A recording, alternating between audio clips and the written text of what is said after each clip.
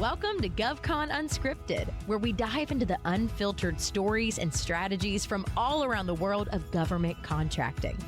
Join host Chelsea Roberts as she explores how to navigate, thrive, and win in this complex but lucrative industry.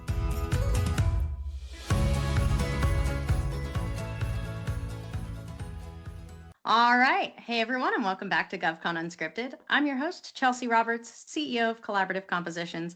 And today I've got with us go-to Guy Timberlake, the co-founder of ASBC. Guy, who are you and what do you do? Chelsea, thanks for having me here today. And boy, who am I? That's a loaded question. Depends on what day of the week it is and who you talk to out there. So when you talk to some of the old friends like Mark Amtower, you get one version there. And then you talk to the people that know me now, I'm probably somewhat a little bit different, but I am a product of the public sector, federal contracting now since 1988. I actually got my start in the business working for a company that supported the U.S. intelligence community. We built really cool stuff for comms and data collection that was only purchased by those kind of organizations. I have been a operations person and then primarily someone in growth, BD capture, marketing for small businesses across the federal government, primarily work in defense intelligence. Somewhere along the way, I got the weird idea to turn this on its head of selling to the government and turn that into kind of a community where we could help others do it also. And that was the genesis of the American Small Business Coalition back in 2004. It's my wife and I and my teenage daughter who wants nothing to do with the business right now. And we've got our team, Maggie, Michelle, and MT, and we call it AETC. One of my old customers in the Air Force, Air Education Training Command, we use it to mean awareness, education, training, and coaching for companies in the federal sector. Emphasis on small because we're the American Small Business Coalition, but we work with mid-sized, large companies, even government agencies. Not as a vendor, we don't sell to the government. We usually end up partnering with agencies to help them get things done, whether it's talking to companies, getting information about them, or providing content at some of their conferences, things of that nature. That's the long and short of it. The go-to guy is something I picked up with my customers back in the 90s, Air Force and Navy customers. They started calling me the go-to guy because they liked the way I and my companies took care of them. I love that. I think it's great to have a call sign. It's great to have a nickname, but when you are known as the go-to guy for whatever anybody needs is the ideal spot to be. And that's a fantastic way to position yourself over all those years. Just to get out the gate here, you said you started working with an intelligence community and intelligence agencies, and your work has probably been broadened and you've started working with other agencies and organizations. But what were some of the biggest differences that you saw when you were working with intelligence agencies versus Department of War agencies, Sure. like with civilian agencies? What are some of the biggest differences that you see that you emphasize for folks? Honestly, the most obvious one is what you can talk about, who you can talk to, and things of that nature, what you're allowed to disclose to the general public. But I think beyond that, there's a lot of similarities between how the organizations conduct themselves, whether they have to be intentionally discreet or less. But honestly, I haven't worked with them directly for a number of years, but it always seemed like there was just more of an acute focus on the mission. And I'll say that when you start getting into different elements of DoD who are doing warfighter activities, very similar there because the mission is front and center. Right. I never worked a lot with civilian agencies. It was more sporadic. A lot of my big wins were tied around the FA-18 when it was brand new, the first telemedicine project for a Madigan Army Medical Center, things like that. I can always track back to a defense organization, whether it was a regular Army, Air Force, or a COCOM. I love that. It is pulling the similarities together is oftentimes harder for people to do than to call out the differences and sometimes glaring, but the similarities really are consistent across the board. And it makes having a hand in educating government contractors on the best way to approach and the best way to grow their presence within the industry a whole lot easier when those consistencies exist between and similarities exist consistently between those agencies that you're working with. What took you from doing to wanting to teach others and show others how to do? It was probably more organic than I give it credit. So a lot of the companies I worked for over the years, again, I've never worked for a large company. I was always with a company that was considered small by the U.S. government, small as we know, depending on where you are. So as a manufacturer, its headcount, and other companies, its revenues. But we were primarily a prime. Almost every gig I ever did was as a prime. So I got to see partnering from a kind of a different perspective than a lot of folks I know, where I was on point and we're looking at other companies, small, medium, and large, to be our partners. And what ended up happening was I was forced to get smarter about things that I really didn't care about back then because I had to be able to inform them to make sure our partners did a good job. And so I think it ended up turning into my working with companies that were newer to government contracting back then, and they had something that was of value to us, and whether it was a relationship or their pricing model or a certain capability, whatever it was. So we wanted to make sure that they felt like they were contributing just beyond what that obvious thing was they brought to the table.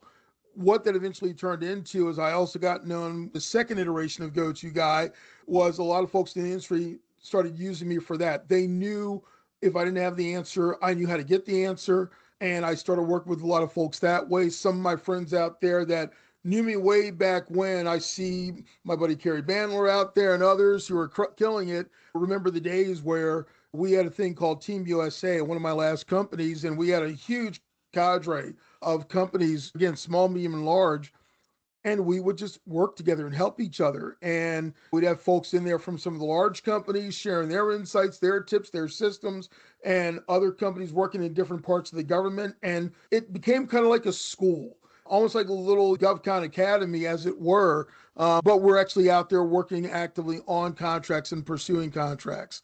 So when it came down time to hang out the shingle and hang up the boots from riding in the GovCon sector for so long, this was the most natural thing for me to do, is just share what I knew. I just didn't want to do it as a consultant. It didn't motivate me at all. And I think that's where kind of the community model came from. And I love that model. I think that model has a ton to offer. And I just wish that I could remember clearly the days of that community and collaboration going on between larges and smalls. Because these days, all you hear is those primes, they're just going to screw me. They're going to get me. I better be very careful here because they are not open. They are all cloak and dagger. And it's very much oftentimes a great first experience. And you get a lot of that service. And it's, yeah, we're great. We're fast. We don't have any bureaucracy. I think that's not quite true. So how have you seen the relationships change in the past decade or so, or even more, between those organizations that you used to see collaborating? Are they still doing it, or is it much more limited these days? It all depends on who you talk to, and it all depends on what part of the market you're in.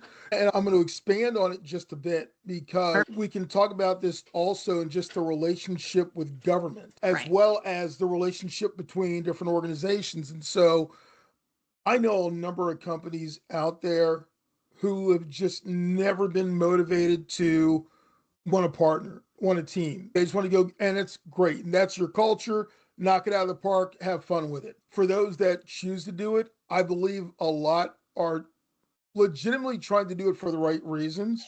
And so I believe that to be the case until somebody shows me vividly that's not the case.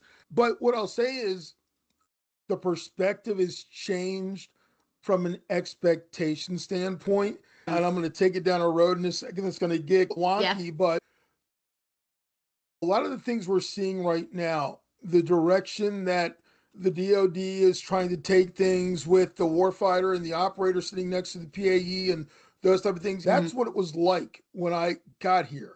It was very much akin to that relationship. And so most of the people I spoke with were them. It wasn't contracting officers. And I didn't have to really work hard to get in the room because they were very actively engaged in those conversations. And I think a lot of folks know the story, Mythbusters and risk aversion and all these things. It turned around. That also translated into maybe a slight difference in how companies work together, and whether it was life imitates art or other way around. But literally, I think that was part of what I've seen over the last 20 years and how different things have become, but also just the increased level of competition. because of the change in how the government is making their buys. I say to people all the time, request for information. I really feel sorry for everyone that's out there right now dealing with RFIs because what they're seeing looks nothing like what we saw. And I could say RFIs were not a mainstay during those days. They were definitely not as heavy as they are right now. I think it's a culmination of all the different things that have changed and how you have to do business now and who's willing to do the lift and who's not willing to do the lift.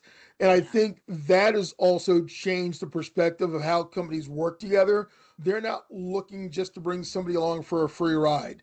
They actually want someone to come in that's willing to put skin in the game and contribute. And I think that's the right way. The expectation of any kind of business, small or any socioeconomic or anything else, and you're going to put me on your team because you need to meet that goal, I just think is just not the right mindset or approach for doing things. And that's because I came out of the solution mindset way back when. And so I think honestly, the biggest change is expectations all the way around. I think a lot of folks, a lot of organizations have expectations that are not necessarily realistic, and that's on both sides. But also there are some that are simply looking to hitch their wagon to what's already going on out there and hoping to get their wins that way. I don't know if it's still referred to this as much, but back in my day, we're just going to ride their coattails. And it was, box checking activity. And maybe you got a little bit of work out of it. Maybe you didn't. Right. Some cases, more than likely, you didn't. You were able to ride in on that prime's just their coattails and say, hey, I'm on this team, so I deserve something out of it now because you brought me on. I think that there's a recognition there now more than probably in the past 5-10 years that I've seen. There's not a bunch of value in just checking a box. There's more value in being able to bring something unique to the table. And oftentimes from a small business perspective, like those larges, they want to see that you've got different acquisition avenues, that you've got the ability to bring a capability that they don't currently have. You've got customer intimacy or familiarity with their requirements that allow you to bring a new perspective to the table. They want to see something that genuinely has some distinct value that you're able to bring to them to make sure that relationship's going to be fruitful. Because I think they probably got a ton of the companies sitting around the Small Business Roundtable saying, hey, I'm a EDWSB with an SDVOSB, and we've got a hub zone. We check all these boxes. Bring us onto your team for that reason. And I think that's probably not the best approach nowadays, right? I take it you agree. 100%. Here's a blast from the past. All right. And so if Kevin Plexco and Denise are listening, they're going to perk up. But back in the days of input, before Deltek, GovWin, and everything else, there were studies that they used to do, great benchmark studies. And one of them had to do with literally why companies, and specifically, why do large companies work with small companies? And it was a pretty extensive review, but the punchline simply was, of all the attributes that were listed by the primes, the one that was at pretty much the bottom of the list had to do with small business or socioeconomic. Everything else had to do with what we've talked about. It's how do you know the customer? Do you know the customer? Do you have some insight into this requirement, this part of the mission? Pricing, if there's something on the pricing that works for us, capability, whatever it is, and it's all the other things. And I think somewhere along the way that got lost. In whether it's just because of the harried aspect of everything that's been going on, the frenzy of the fiscal year end and all these types of things. But the way that I talk about it today, and I've been on a metaphor kick apparently a lot recently. I've been told, I love it. I've been talking a lot about the messy middle. I think a lot of folks can understand what that means, but it goes even further into, even I at one point can go back and recognize where I got started in the messy middle. I started a company. Now, I'd already been in government contracting 12, 13 years, started a company, went out there and just started looking at bids. And that's a way to do it. It's not really the right way or best way to do it, but it's a way. The messy middle is something I bring up a lot in conversations, but I usually preface it with the iceberg. And it comes down to, we coined a phrase, we call it iceberg blindness. And it's literally the comparison of an iceberg in the ocean. So what is the most obvious thing you see out there? It's the top of the iceberg that's Yep. above the water. And what's the most obvious thing in government contracting? RFIs, RFPs, contracting officers, sources sought notices, things like that. And that's what people pay attention to. And that's what a lot of folks are directed to by a number of resources, the ones Hmm. we're supposed to be able to trust and the Yep. ones that we find on YouTube and all these different things. And so, what a lot of folks are missing, and this was the genesis for our ethical stalking for government contractors brand all those years ago, was getting people to divert their eyes and pay attention to what's below the surface and understand that there are actual customers out there, not just the people that sign the contracts, because they're the buyers for a reason. And if you understand that there's a customer, that means something going on before that requirements package gets to contracting that could be a Hmm. great opportunity to engage at some level and get yourself visible. And so this is one of the big things that we spend a lot of time talking about, and it ends up being a surprise for a lot of people, even some folks who've been here for a little bit, because it's nothing anyone's ever really talked about in these circles. If you have gone through and spent all your company's money on the Shipley courses, A to Z, that you probably have some familiarity with that, but the average person doesn't.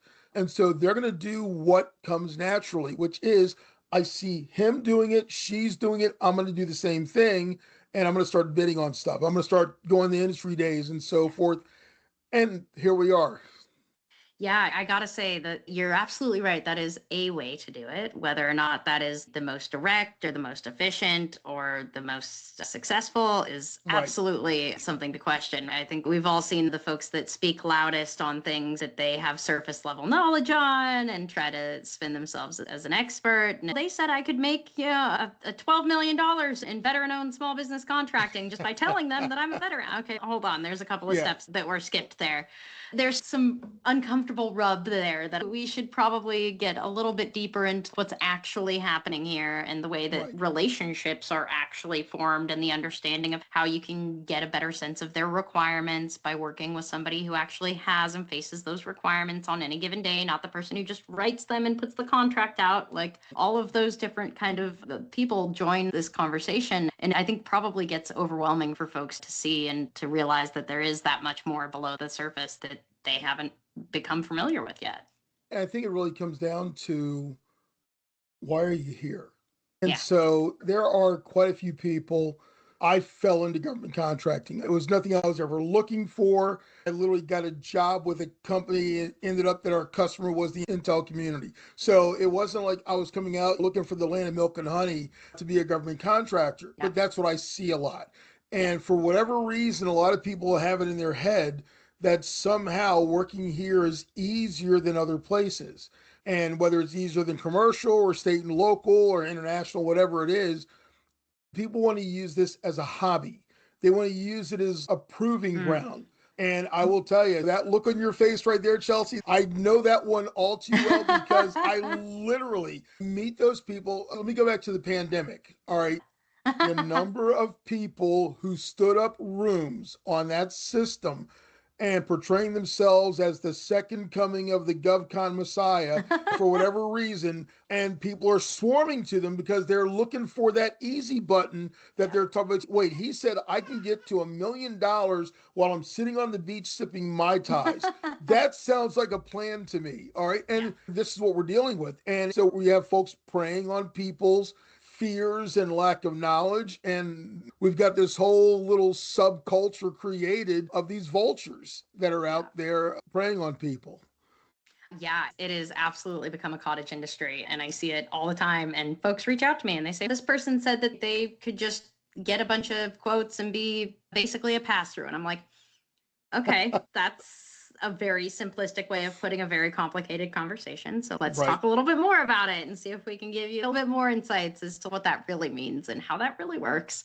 But you mentioned something earlier that I want to get into and tell me Okay. how this is. So stalking as an activity has never seemed like it would be particularly easy. So I'm guessing that ethical stalking is not an easy button, but tell me a little bit more about what that means. I think people typically are like, I don't want to stalk people. I don't want to be annoying. I don't want to put myself Right. into a position to just be like a pester, but they need to be consistent at least and persistent Right. in a lot of regards. So what's your philosophy on that? And what does ethical stalking mean? So when it started, 2009, when we launched it, the original name of the first program that then became our boot camp was called Tactics, Tools, and Resources for Connecting the Dots. And it was literally just people talk about intelligence is hard. And folks were like, I don't want to pay for this subscription or that subscription. And how much do I trust this stuff? And I said, okay, look, so there's a fundamental thing you got to know. Before you can use a tool or an automation, you need to at least have some understanding of it yourself so that you can determine what's real or not. And so one of my pet peeves that I talk about all the time is we have a tendency to go by the next coolest thing without establishing a process in the hopes that it will do it for us. Yes. And so that is the thing that's glaring in my mind all the time. So ethical stalking, when it was born, was meant as a tongue-in-cheek nod to the discipline of open source intelligence. It's the stuff you don't have to steal it, don't have to break into the Kremlin and move this picture of Igor and open the safe. It's the stuff that's out there, symposia and radio broadcast and internet and so forth. And so it was helping people understand that they could probably make better decisions using better information. And it has to start with knowing what information you should be using. A lot of times we'll pull the 2-year-old card and say, okay, why do you want to do that? Why is that important to you? Why do you think selling to them is going to be the best thing for you?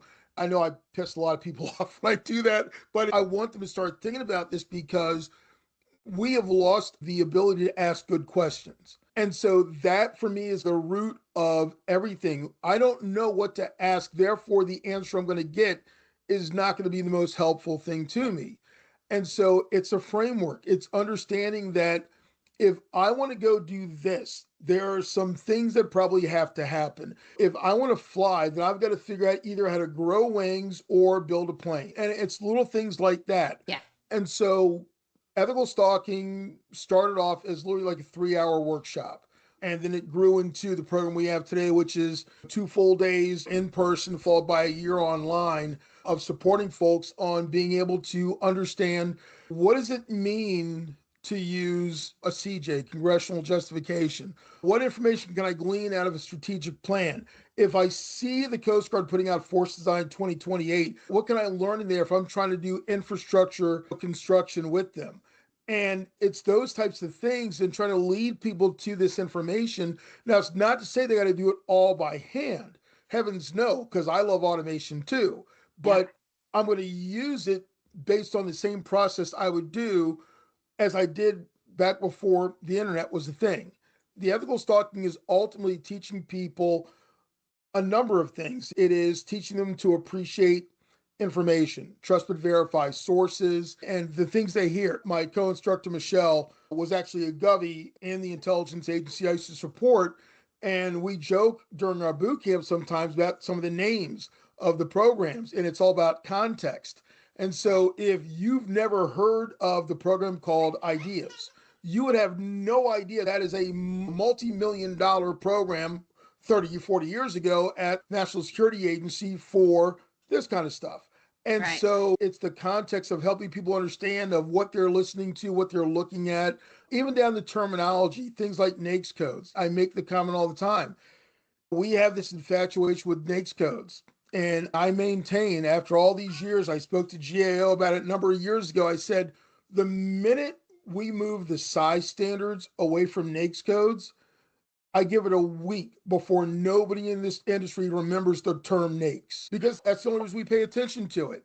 But the thing is, for me, NAICS codes were 10 years off from day one for me. And NAICS codes weren't a thing. Neither were GWAX or DHS or a lot of other things that are out there too.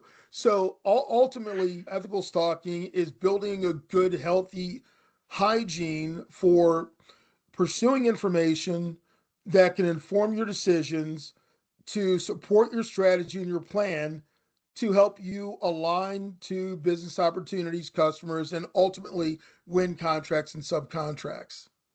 I love that. I can't tell you how many times I've had to, even just asking the basic question of why will really get you some places with some people that like, okay, why are we pursuing these agencies? And somebody told me along the way that they are seemingly closest aligned to the area that we play or to what we do. And I'm like, you realize that all of their spend data, all of it, every single dime is documented in some way, shape, and form. And so you can tell who's actually buying what you're doing, and you can use data to drive those decisions in a more educated way. And you don't just have to say gut instinct or my best friend Sam or Joe said, this agency was totally it because they had that one requirement 10 years ago and he was still a part of it that said that they needed something like this. And now you're coming to it and it's still taking that advice. We refer to that as getting your degree at Whisper Down the Lane University.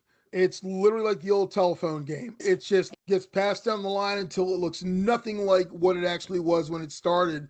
And unfortunately, a lot of folks are still getting educated that way. And there's a lot of confusion. It's not their fault all the time. Like you said, the cottage industries have popped up. There's a whole lot of experts out there all of a sudden that weren't there 6 weeks ago. And they're out there shilling everything that they got. And you get lost a bit, all the information out there. It's a lot of noise.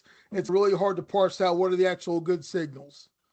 Yeah. And oftentimes it's from folks that are super well-meaning and you know them. They're like your tennis instructor or your cousin. And they're like, hey, I just saw this. It came across my desk. It came through my email or I got a notification about this thing that came up and it's, hey, this RFP for this major multi-billion-dollar thing is dropped. Like you should be included. And they're like, how can we get into this? How can we get involved? Now is the time. And I'm like, love the cousin still, but their information with that grain of salt that they aren't working all the time in your best interest. They aren't educating themselves so that they can then educate you. They're just trying to be helpful in passing information along, which, you know, genuinely those well-intentioned folks are trying to do their best to pass that information along, but really having the understanding of how to use it is like the first and key factor. Absolutely. We even talk about it with different folks. I've had such a variety of teaming partners over the years. And again, I think they all meant well, but we had a rating system for them. Yes. And so if you were part of the A group, we knew that you were operating pretty much at the same level or even ahead of where we were from a maturity standpoint of business development and capture management and things of that nature. So we knew if you sent something over, we could pretty much take it as a fact. It was maybe not quite gospel, but it was good. And we knew you knew where you were and what was going on. The B partners, also well-meaning, not quite as mature in that area. So they may find something not as early as you might like it, but it's earlier than showing up on SAM.gov or Fed BizOps. And so we would still have to do a little work. We would get theirs, just have to vet them just a little bit more and make sure, you know, that it was what it was. My C partners, though, let me tell you, all right, they sound a lot like the cousin, okay? This thing just popped up on SAM.gov, contract opportunities, and look what I got here. We should go. Yes. Let me get back to you. All right. Great to go for it. Yeah. And the reason we talk about it like that is a lot of companies who are pretty smart have actually fallen victim to not recognizing who their partners were. And so they take it as gospel when it comes in the door and end up burning a lot of cycles on something that wasn't well qualified to even be there. So we talk to people all the time and say, look, you've got your system, you got your processes. There's a front door, all right? And everything has to come through the front door. You never go take it and put it directly in this column or that column without it going through the front door. Now, how long it takes to go through the front door and get to there, it's completely up to you. But as long as it goes to the front door, all your checks and balances are in place and you're less likely to get burned by that very eager cousin. Yeah, and I've seen it especially be common with those new entrants and the folks that have heard from their friend's best friend's mom, oh, I got on a several $billion contract and it only took me a couple of months. That's a very shortened and condensed version of how it actually worked. They had Overnight to go through. success. It is never overnight. There is always more that's gone into it. Years of work and effort and sweat equity that these people have put in, and they just don't want to tell you that because, again, that's a longer conversation than you're probably in or have time for at that very moment when you're talking to them. And your eyeballs would probably melt about 4 minutes into that conversation. Yeah. So absolutely. Yeah. But I will tell you, and you said something, and I want to talk about this for a minute. This is one of these other kind of pet peeves for me. Yeah. And I want to give grace to people that are doing it for the right reasons. Sure. There's a lot of folks that are doing it for the clickbait or something similar, and that is talking about a contract ceiling as an actual contract valuation. Yeah. No, you didn't. That sounds amazing. Exactly right. And I love how when the announcement came out about the Anduril contract, how DoD was very specific in how they worded that to say, this is the ceiling, that is not an obligation. I'm like, yes, there we go. Yes. Because it fills, you hear these things and it is mind blowing. Mark Amtower said this years ago in his first book, and you say this in conversation, this is government contracting, all right? You go into Hollywood, they have a premiere, and they have this huge weekend premiere for movies, blah, blah, blah, and they're excited about that. That's a rounding error on a Monday in government contracting. And this is the thing, we deal in big numbers. I look at 1992, I believe it was, the entire government-wide spend, fiscal obligation, was like $187 billion. We just spent, $814 billion last year? That's a little bit of a change over the years, but that's how things have changed. The progression, the value of products and services, the need of getting things done. And it's just increased significantly. It certainly has. And so has the government's desire to make contracting bigger and more sustainable systems, like longer and easier lift. And so when they put that contract ceiling out there, they're saying, we just want the freedom to be able to spend any amount of money up to this amount by the end of the contract. But chances are we're not going to get to that ceiling. We just want to have the ability to, if we ever had to, get to that point, rather than saying, okay, let's just buy onesie twosies and make it a one-time sign deal, and we'll have a real accounting of all of our costs. Because what if you need another one next week? What if you need another one after that? But it's definitely not, these companies are not getting a big one-time upfront deposit of $20 billion in their bank account. They're not actually taking that money to the bank and saying, hey, like, this is how much money we have liquid and cash. That's not how it works. And so I'm guessing that you probably give some information to this effect in your boot camps. But when looking at a ceiling, you've really got to differentiate there between what's actually been obligated on that contract versus what the ceiling has been projected to be over a 5-10 year period. And not only what's already been obligated, but what the government has indicated they plan to obligate. And this is where you start now looking at the programs, and you start looking at, what the intent is. What is the forecast, not the acquisition forecast or procurement forecast. Where is this program in its life cycle? What iteration is it in right now? And what comes next? And this is the part that you don't have this kind of a context walking in the door to federal contracting. And again, I tell everyone, give themselves grace. Appreciate the fact that this is a brand new marketplace for you. It's okay not to know the things that you're going to end up needing to know, because nothing you did before that necessarily prepared you for what you need to know now. I have folks in former military, former government in general. They come into my boot camp because they've got their company, and literally they're seeing a lot of this stuff for the first time reversed. And so it's great because they're the ones that I'm usually most concerned about, that they're going to come in and say you're a dumbass. But what it ends up being is like, wow, like you explained that really. And it's Michelle and I have worked hard to make sure that we're saying the right things. And all the folks out there over the years that have helped me learn the right way to talk about these things, thank you. Because the last thing I want to do is mislead anyone or give them bad information. Again, information is king. It has been and it will be. And until we really get a handle on the information, contextually, intelligence is a really hard thing to achieve. And even if you have it, you won't recognize it, so you don't know what to do with it.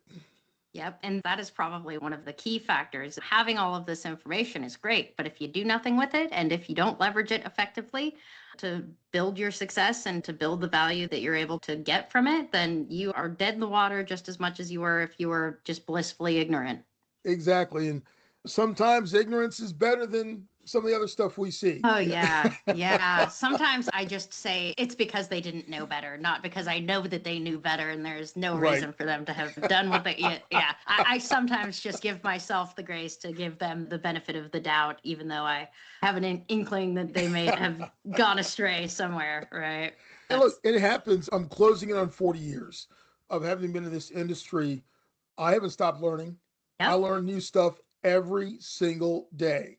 So the minute I stop learning, I'm leaving because I will get run over from behind if I don't continue. I'm okay with that. I'm okay not having all the answers. I know some really smart friends who probably do have the answer, and I'm going to call them because just who wants to be a millionaire? I'm going to phone a friend, okay? But folks, it's okay not to know stuff. It's okay not to have all the answers walking in the door, because if you look at who you were prior to getting here as infantryman or logistician or theoretical physicist or medical, whatever it was, you were awesome at that. It's okay to not be awesome at something you're doing for the very first time. It's generally accepted if you're not great at doing bike riding for the first time and walking for the first time and government contracting for the first time. First timers should have that beginner's mind and maintain that curiosity throughout this journey because, like you said, it's a continuous learning activity and there's always something new to know. And even though the processes, the industry, a lot of things stay the same, there is always something new that can be leveraged and new pieces of information that can be utilized to build that brain bank of knowledge. Absolutely. Look, always be learning. I love it. It's one of those things, always be learning.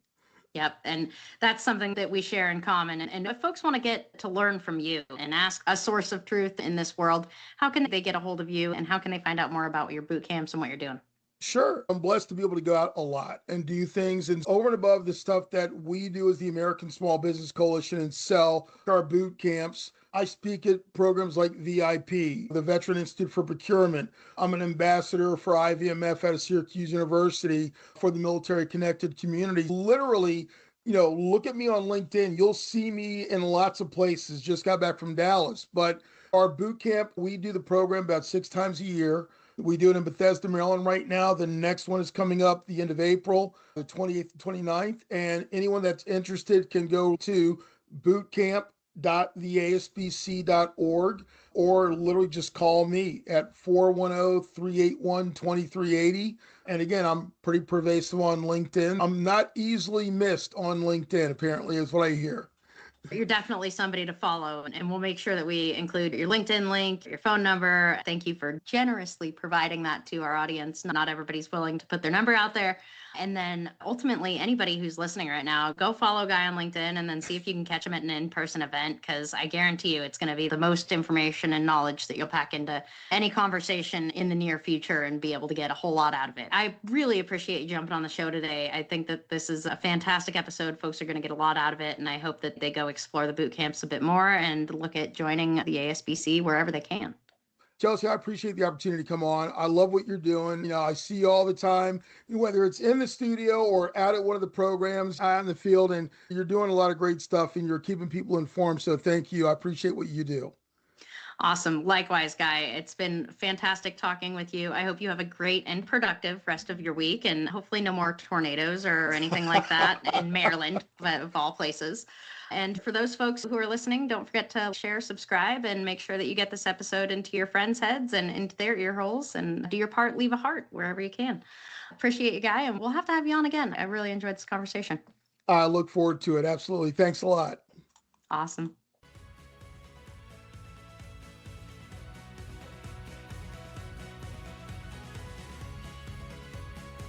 Thanks for listening to this episode of GovCon Unscripted with your host, Chelsea Roberts. Do you have a GovCon story or need guidance in government contracting?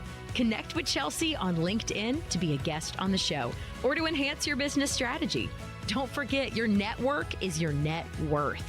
If you liked what you heard, don't forget to subscribe, leave a review, and share this episode with your growing GovCon community.